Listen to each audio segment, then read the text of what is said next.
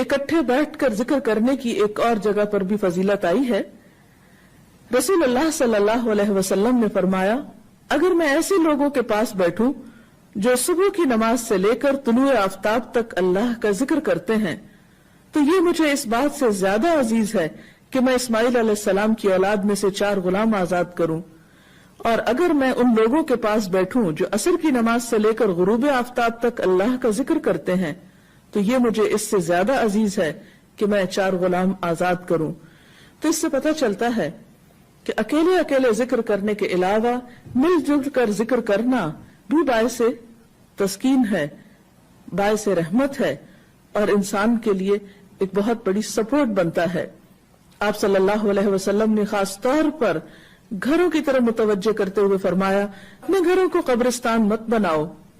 کیونکہ شیطان اس گھر سے بھاگ جاتا ہے جس میں سورۃ البقرہ پڑھی جاتی ہے۔ ایک اور جگہ پر آپ نے فرمایا کہ جس شخص نے 10 آیات کے ساتھ قیام کیا یعنی رات کی نماز پڑھی وہ غافلوں میں نہیں لکھا جائے گا، اور جس نے 100 آیات کے ساتھ قیام کیا وہ فرما برداروں میں لکھ دیا جائے گا، اور جس نے 1000 آیات کے ساتھ قیام کیا تو وہ ان لوگوں میں لکھا جائے گا جو بہت زیادہ ثواب جمع کرتے ہیں۔ پھر اسی طرح ہم دیکھتے ہیں کہ رسول اللہ صلی اللہ علیہ وسلم فرض نماز مسجد میں ادا کیا کرتے تھے، لیکن نوافل گھر میں ادا کیا کرتے تھے تاکہ گھروں کے اندر بھی اللہ کے ذکر، اس کی یاد اور عبادت کی وجہ سے برکت ہو۔ تو ہم سب کو بھی چاہیے کہ ہم اپنے اپنے گھروں میں اللہ تعالی کی عبادت کا خاص اہتمام کریں، بڑوں کے علاوہ بچوں کو، اہل خاندان کو، رشتہ داروں کو کبھی کبھار جمع کریں، مل جل کر اللہ کی باتیں کریں، اللہ کا ذکر کریں تاکہ گھروں کے اندر رحمت اور برکت ہو۔ اور یہ بھی یاد رکھیے کہ جب اکٹھے بیٹھ کر ذکر کیا جاتا ہے تو اللہ تعالیٰ ایسے لوگوں کا ذکر اپنے پاس کے فرشتوں کے پاس کرتے ہیں۔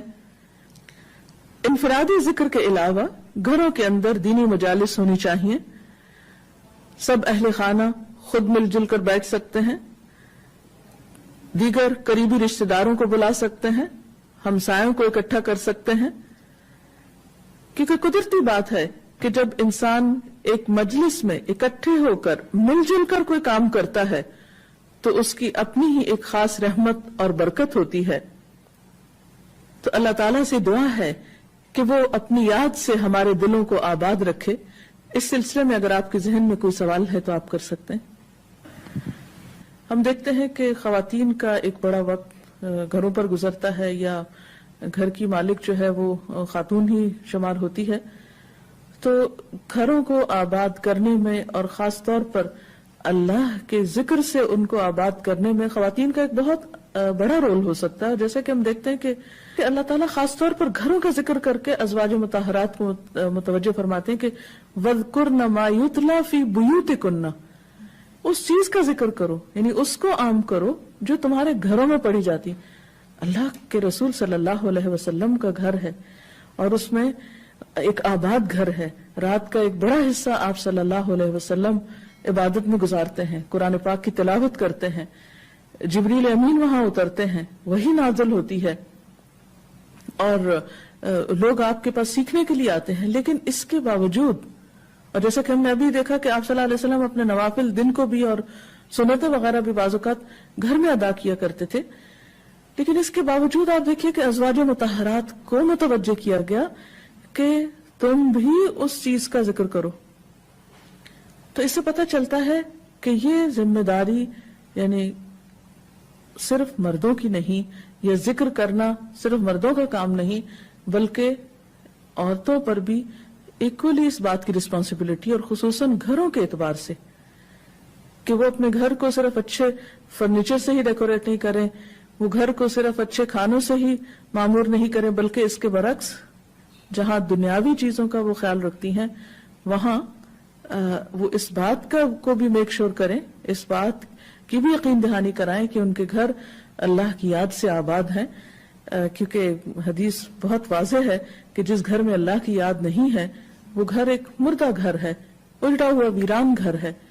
اور واقعی بعض اوقات ایسا محسوس ہوتا ہے کچھ گھروں میں ایک وحشت سی ہوتی ہے، ایک بے سکونی کی سی کیفیت ہوتی ہے، ایک اداسی کی سی کیفیت ہوتی ہے، اور اس کی ایک بڑی وجہ اللہ کی یاد کا نہ ہونا ہے، کیونکہ یہ ساری کائنات، اس کی ہر ایک چیز اللہ کا ذکر کرتی ہے۔ قرآن پاک میں آتا ہے وَإِن مِّن شَيْءٍ إِلَّا يُسَبِّحُ بِحَمْدِهِ وَلَٰكِن لَّا تَفْقَهُونَ تَسْبِيحَهُمْ، کوئی چیز ایسی نہیں کہ جو اللہ کی تسبیح نہ کرتی ہو مگر تم ان کی تسبیح کو نہیں سمجھتے۔ تو اگر کائنات کی ہر چیز اللہ کو یاد کر رہی ہے، اللہ کی تسبیح بیان کرتی، اور انسان اگر اللہ کو یاد نہیں کرتا تو اس انسان کے پھر دل کا عالم کیا ہوگا؟ حدیث میں آتا ہے کہ وہ دل جس میں قرآن کا کچھ حصہ نہ ہو وہ اجڑے ہوئے گھر کی طرح، اور وہ گھر جس کے اندر اللہ کا ذکر نہ ہو وہ بھی مردہ کی طرح ہے، اجڑا ہوا ہے۔ تو اس لیے بے حد ضروری ہے کہ ہماری خواتین جہاں دنیا کے اور بہت سے کام کرتی ہیں وہاں خصوصی طور پر اپنی ذاتی عبادات میں بھی اور پھر اجتماعی طور پر اپنے بچوں کے ساتھ کوالٹی ٹائم میں بھی ضرور اللہ کا ذکر کریں، سٹوری ٹیلنگ کے ذریعے، اچھی اچھی باتیں بتانے کے ذریعے، قرآن پڑھانے کے ذریعے۔ ہم دیکھتے ہیں کہ مسلمان امت میں یہ روایت بہت قدیم زمانے سے چلی آ رہی ہے کہ خواتین محلے بھر کے بچوں کو قرآن کی تعلیم، یعنی ناظرہ قرآن کی تعلیم عام طور پر دیا کرتی تھی، اور اس کو ایک سوشل ورک سمجھا جاتا تھا۔